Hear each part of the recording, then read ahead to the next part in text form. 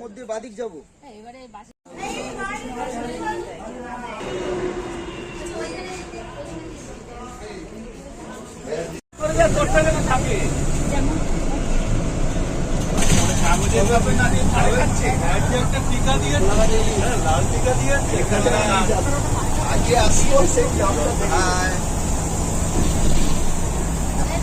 বলো কমেন্টে দাও না।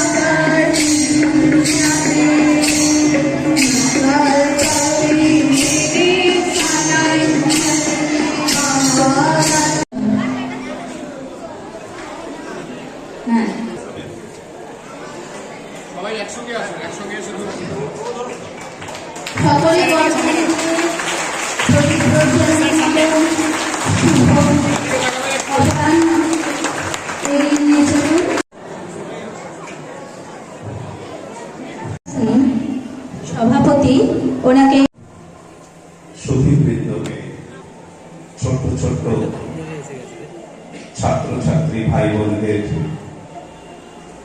ন্যাশনাল ইনস্টিটিউট অফ হোমিওপ্যাথি কলকাতার পক্ষ থেকে আমি প্রফেসর ডক্টর অভিজিৎ শিববর্মন আজকের এই পূর্ণ দিনে ভগবান বিরসা মুন্ডার 150তম জন্মবার্ষিকী পালনের আজকে সমাপন দিবসে আপনাদেরকে আন্তরিকভাবে কৃতজ্ঞতা এবং ধন্যবাদ জ্ঞাপন করছি। বিগত 1 বছর ধরে অর্থাৎ ভগবান বিরসা মুন্ডার জন্মদিন 15ই নভেম্বর 2024 থেকে শুরু করে এই বছর আজকের দিন অর্থাৎ 2025-এর 15ই নভেম্বর এই 1 বছর জুড়ে জনজাতীয় গৌরব বর্ষ পালন করা হচ্ছে। সম্মান প্রদান করছি। সকলে করতালি দিয়ে এই সম্মান প্রদর্শনকে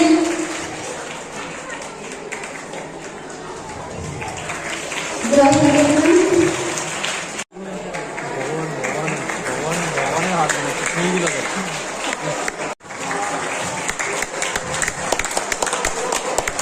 সম্মান প্রদর্শন করছে মাননীয় শ্রী দীপক কুমার নন্দী মহাশয়কে।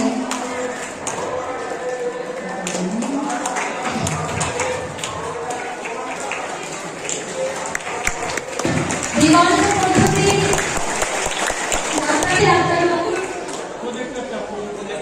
নির্বন্ধনের সময় আয়ুষ যেটি অল্টারনেটিভ মেডিসিনের একটি শাখা হলেন MBBS MD।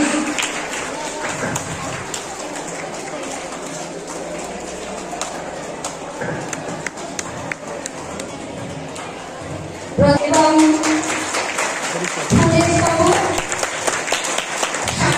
দিয়ে সম্মান প্রদর্শন করা হচ্ছে। ধন্যবাদ ডক্টর উমাপতি ফাইনাল মহাশয়কে।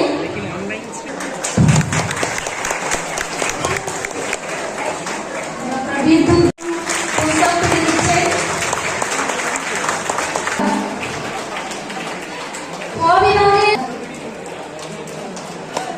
বিভাগের প্রথম প্রসন্ন ত্রিপাঠী,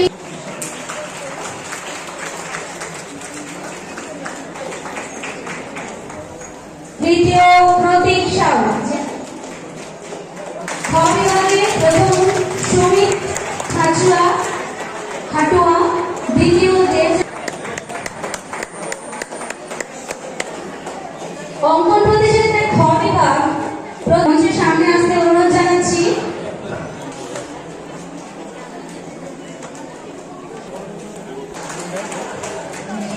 পুলিশ প্রতিযোগিতায় ক বিভাগ প্রসন্ন ত্রিপাঠী। পরবর্তী দলকে আমি অনুরোধ জানাবো মঞ্চের সামনে আসতে। হাততালি দিয়ে করতালি দিয়ে আমাদের প্রতিযোগিতায় বিজয়ী।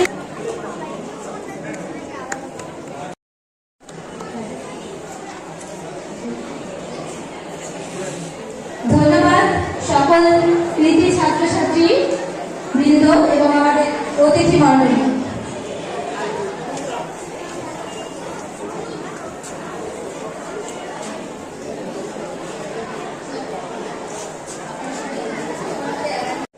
কেস টেকিং এবং রেপার্টরি বিভাগে বিভাগীয় প্রধান। কিছু বাচ্চা খাবারও খায়নি, সেই জন্য আমি তাড়াতাড়ি আমার বক্তব্য শেষ করবো। মাননীয় নির্দেশক মহোদয় আর সভাতে উপস্থিত সবাই সভাবৃন্দ, ছোট ছোট ভাই বোন, 21 সাল থেকে চালু করা হয়েছিল পালন করা। এটার একটাই বক্তব্য ছিল যে আমাদের জনজাতীয় থেকে যে ব্যক্তিত্ব ভারতের স্বাধীনতা সংগ্রামকে প্রথম থেকে আগিয়ে রেখেছিলেন, তাদের জন্য, তাদেরকে পরিচয় দেওয়ার জন্য, তাদেরকে সম্মান করার জন্য আর তাদের সম্বন্ধে ভারতের জনগণের সামনে এটাকে উপস্থিত করার জন্য। এই সম্বন্ধে প্রথম থেকে ভগবান বিরসা মুন্ডা মহাশয়ের জন্ম শতবার্ষিকী পালন করা চালু হয়েছিল 2021 সাল থেকে। 2024 সাল থেকে 2025 সাল প্রতিযোগিতাতে অংশগ্রহণ করেছে। আর নিজেকে ধন্যবাদ দিয়েছেন আর অনেক প্রতিযোগিতাতে আপনারা সফলকামী হয়েছেন। আমি এই জন্য আমাদের ন্যাশনাল হোমিওপ্যাথির তরফ থেকে, সরকার তরফ থেকে অ্যান্ড সব কিছু শিক্ষকগুলোর থেকে আপনার কাছে চিরঋণী থাকবো। ধন্যবাদ।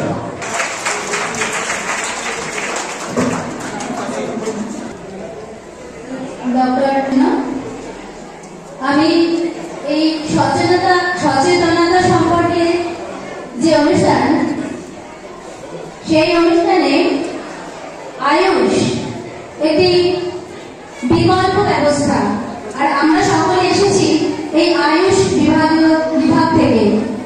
আয়ুষ কথাটির মানে হলো আয়ুর্বেদ, উনানি, যোগা, সিদ্ধা অ্যান্ড হোমিওপ্যাথি। তো এই সম্পর্কে এই আয়ুষের কি, আয়ুষ মানুষের স্বাস্থ্যের উপরে কি প্রভাব ফেলে এবং আয়ুষ মানুষের স্বাস্থ্যকে কিভাবে সুস্থ রাখতে সাহায্য করে, সে বিষয়ে বলবেন আমাদের সার্জারি ডিপার্টমেন্টের বিভাগীয় প্রধান ডক্টর রামকৃষ্ণ ঘোষ মহাশয়। আমি অনুরোধ জানাবো ডক্টর রামকৃষ্ণ ঘোষ মহাশয়কে। মঞ্চে উপবিষ্ট বিশিষ্ট অতিথিবর্গ, আজ বিশিষ্ট স্বাধীনতা সংগ্রামী বিরসা মুন্ডার জন্মদিন, তাই ওনাকে শ্রদ্ধা জানিয়ে এই যে জনজাতি গৌরব দিবস বা গণজাতি গৌরব বর্ষ পালন করছে সেই সম্পর্কে আজ আমাদের এখানে অনেক কিছু বলবেন বা বললেন। যে স্বাস্থ্য শিবিরের আয়োজন করা হয়েছে রাষ্ট্রীয় হোমিওপ্যাথিক সংস্থা ভারত সরকারের তরফ থেকে, আমরা আজকে সেই ভারত সরকারের রাষ্ট্রীয় হোমিওপ্যাথি সংস্থার এক একজন কর্মী হিসেবে, কেউ বিভিন্ন সর্বস্তরের কর্মী হিসেবে আমরা আজকে উপস্থিত হয়েছি। আমরা অত্যন্ত আনন্দিত এবং এর আগেও আমাদের ন্যাশনাল হোমিওপ্যাথি বিভিন্ন জায়গায় বিভিন্ন স্কুলে স্বাস্থ্য শিবিরের আয়োজন করেছে। সেটা জানো? বেশ, আমাদের শরীরের রক্তে 3 রকম কোষ আছে। একটা আরবিসি, লোহিত কণিকা, ডাব্লিউবিসি, শ্বেত কণিকা, আর হচ্ছে প্লেটলেট, অনুচক্রিকা। ওকে, সো এই যে আমাদের লোহিত কণিকা আছে, এর মধ্যে এক ধরনের প্রোটিন পাওয়া যায়, সেটাকে বলে হিমোগ্লোবিন। এই হিমোগ্লোবিন যদি স্বাভাবিক থাকে তাহলে আমাদের শরীরে অক্সিজেন খুব সহজভাবে বিভিন্ন কোষে পৌঁছায়।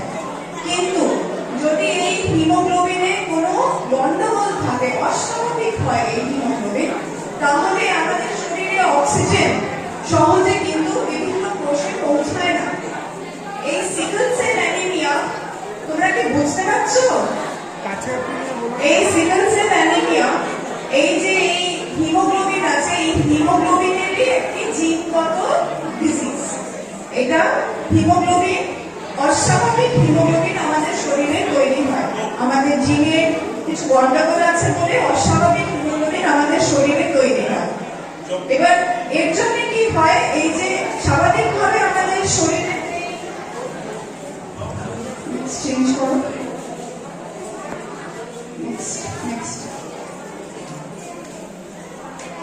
নেক্সট সবাই দেখতে পাচ্ছ এখানে স্বাভাবিক যে আমাদের লোহিত কণিকা থাকে বা আরবিসি যেটা আমরা বলি, রেড ব্লাড সেল, সেটা গোলাকার। আর এই লোহিত কণিকাটা হচ্ছে খুব নমনীয় হয়, মানে এটা খুব সূক্ষ্ম ব্লাড ভেসেল দিয়ে আমাদের চলে যায়। কিন্তু যখন সিকল সেল অ্যানিমিয়া হয়, এই অস্বাভাবিক হিমোগ্লোবিন তৈরি হয়, তখন এই কাস্তে আকৃতির কোষ, মানে আরবিসিটা কাস্তে আকৃতির হয়ে যায়। সেই জন্য এইটা সূক্ষ্ম আমাদের যে ধমনীগুলো আছে তার মধ্যে দিয়ে যেতে পারে না। সেই জন্য আমাদের শরীরে অনেক রকম সমস্যা তৈরি হয়। যেহেতু কোষগুলোতে হিমোগ্লোবিনের দ্বারা অক্সিজেন পৌঁছায় না, পুষ্টি পৌঁছায় না, সেই জন্য কি হয়, কোষগুলো আমাদের শরীরের প্রত্যেকটা কোষ ড্যামেজ হতে শুরু করে, নষ্ট হয়ে যায়। যার জন্য অনেক রকম আমাদের সিমটমস তৈরি হয় বডিতে। কিরকম সিমটমস তৈরি হয়? যেরকম প্রচন্ড ব্যথা হয়। কোথায় কোথায় ব্যথা হবে? হাড়ে ব্যথা হবে, মাংস পেশিতে ব্যথা হবে, পেটে ব্যথা হবে। এরকম যদি কোনো লক্ষণ কখনো কেউ দেখো, তাহলে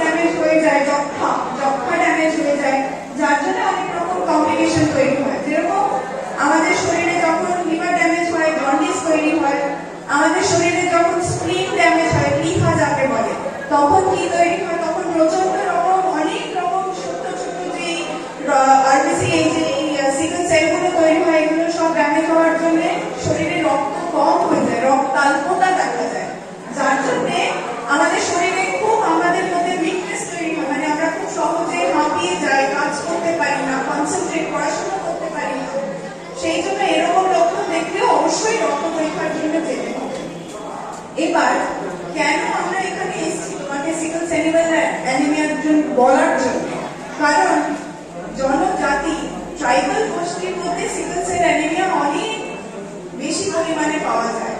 এবং কেন হয় এটা জিনগত রোগ, সেই জন্য যদি মা বা বাবা কারোর মধ্যে এই রোগটি থাকে তাহলে বাচ্চার মধ্যেও এই রোগটি আসতে পারে।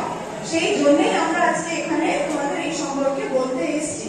সুতরাং যখন তোমরা এরকম লক্ষণ দেখবে যে হঠাৎ করে খুব ব্যথা শুরু হয়ে গেল, পায়ে ব্যথা হলো, হাতে ব্যথা হলো, বুকে ব্যথা হলো, শ্বাসকষ্ট হলো, ঠিক আছে, জন্ডিস হঠাৎ করে মানে সারা শরীর হলুদ হয়ে গেছে, এরকম যদি লক্ষণ দেখো তাহলে স্বাস্থ্য কেন্দ্রে গিয়ে অবশ্যই রক্ত পরীক্ষা করতে হবে। তাহলে বোঝা যাবে যে পরিবারে কারোর সিকল সেল অ্যানিমিয়া আছে কিনা। আমাদের সরকার, কেন্দ্রীয় সরকার এই সিকল সেল অ্যানিমিয়া নির্মূল করার জন্য একটি পরিকল্পনা নিয়েছে, যেটাতে ওরা টার্গেট করেছে যে 2047 সালে এই সিকল সেল অ্যানিমিয়া ওরা নির্মূল করবে। যার জন্য তোমাদের গ্রামেও দেখবে অনেক সময় এসে ওরা এরকম সচেতনতা তৈরি করবে। ওরা হয়তো পরিবারে পরিবারে গিয়ে রক্ত পরীক্ষা করে দেখবে কারোর সিকল সেল অ্যানিমিয়া আছে কিনা। যার সিকল সেল অ্যানিমিয়া আছে বা রক্তাল্পতা দেখা যাচ্ছে তাদের হয়তো ওরা ব্লাড ট্রান্সফিউশনের জন্য অন্য বড় সরকারি হাসপাতালে পাঠাবে। সেই জন্য এগুলো হচ্ছে বিভিন্ন পদক্ষেপ যেগুলো আমাদের কেন্দ্রীয় সরকার নিচ্ছে এখন, যাতে ট্রাইবাল গোষ্ঠীতে সিকল সেল অ্যানিমিয়া নির্মূল হয়। আজকে এইটুকু বলেই আমি নিজের বক্তব্য শেষ করলাম। ধন্যবাদ। দেখার সময় কি করে দেখতে হয়, কারণ এখন এটা অপরিহার্য, মোবাইল সবাই দেখে।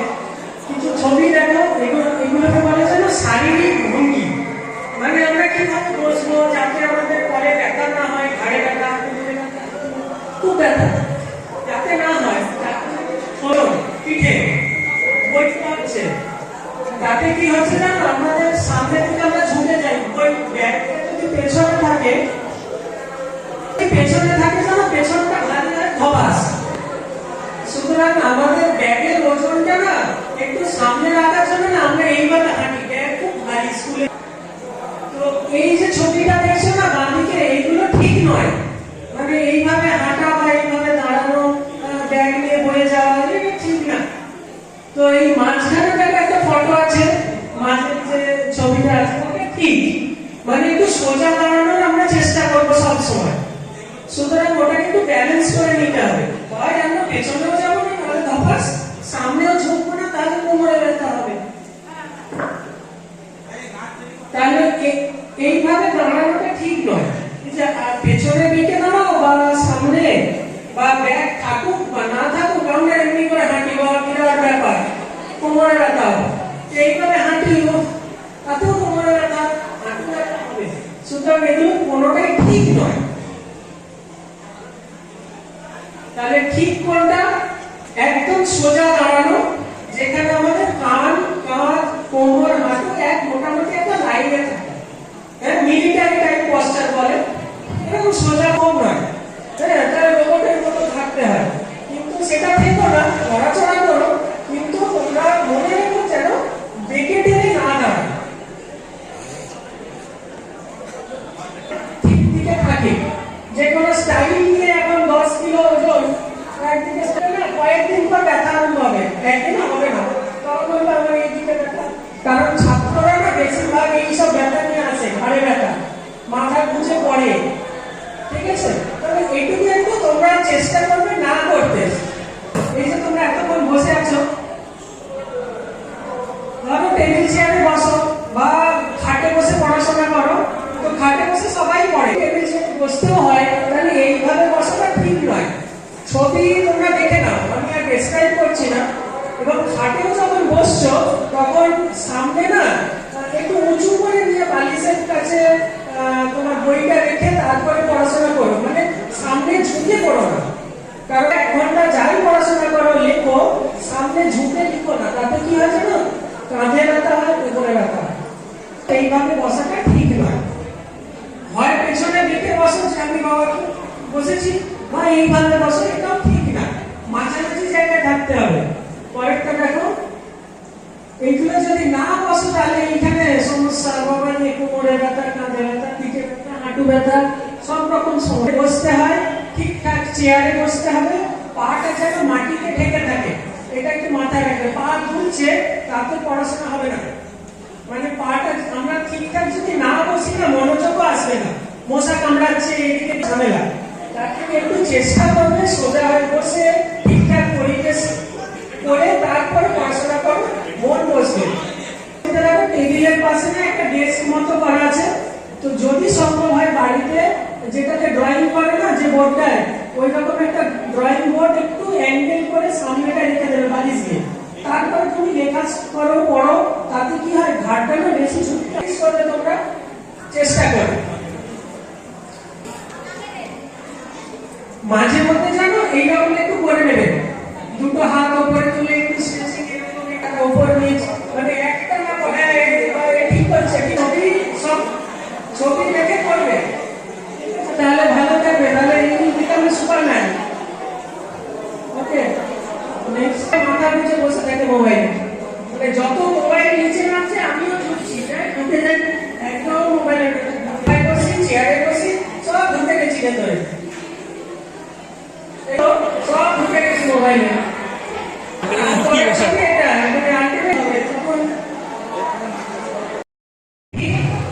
মাথা ঝোঁকাবে না, মোবাইল থেকে উপরে তুলবে। হ্যাঁ, তাতে মোবাইল স্ট্যান্ড আজকাল কিনতে পাওয়া যায়, সামনে রেখে পড়াশোনা করবে, তাতে কোনো আপত্তি নেই। তাহলে আমাদের মেসেজ হচ্ছে কি জানো, এই যে এটা হচ্ছে phone to face, not face to phone, মানে মাথা ফোনের দিকে যাবে না, ফোনকে মুখের কাছে নিয়েছো যাতে আমাদের ঘাড় সোজা থাকে। ঠিক আছে, তাহলে এগুলো তোমরা বুঝতে পেরেছো ছবি দেখে? তাহলে তোমাদের এই এখনকার যে এই তোমরা যে শিখলে, এটা যদি মেনে চলো, ভবিষ্যতে ঘাড়ে ব্যথা, কোমরে ব্যথা, মাথে ব্যথা এগুলো হবে না। এগুলো খুব ঝামেলার জিনিস, একবার শুরু হলে না ওটা ঢোকায়, তখন খুব ঝামেলা। তার থেকে বরং এগুলো একটু মেনে চলতে ভালো। বিরসা মুন্ডা শিখিয়েছেন কোন অন্যায়ের কাছে আমরা আপোষ করব না। বিরসা মুন্ডা শিখিয়েছেন যে আমাদের জল, আমাদের ভূমি, আমাদের পরিবেশকে রক্ষা করতে হবে। যেমন ব্রিটিশের হাত থেকে রক্ষা করেছিলেন, তেমনি আজকে আমরা যারা স্বাধীন ভারতবর্ষের নাগরিক, আমরা জল, ভূমি, পরিবেশকে আমরা রক্ষা করব।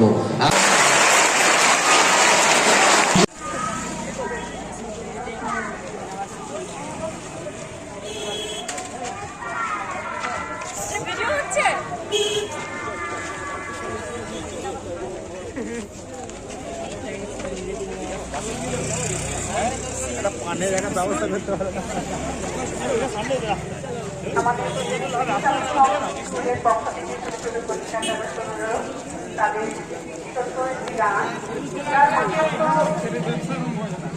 বলতে গেলে অনেক কিছুই সংক্ষেপে বলা যেতে পারে। শিক্ষা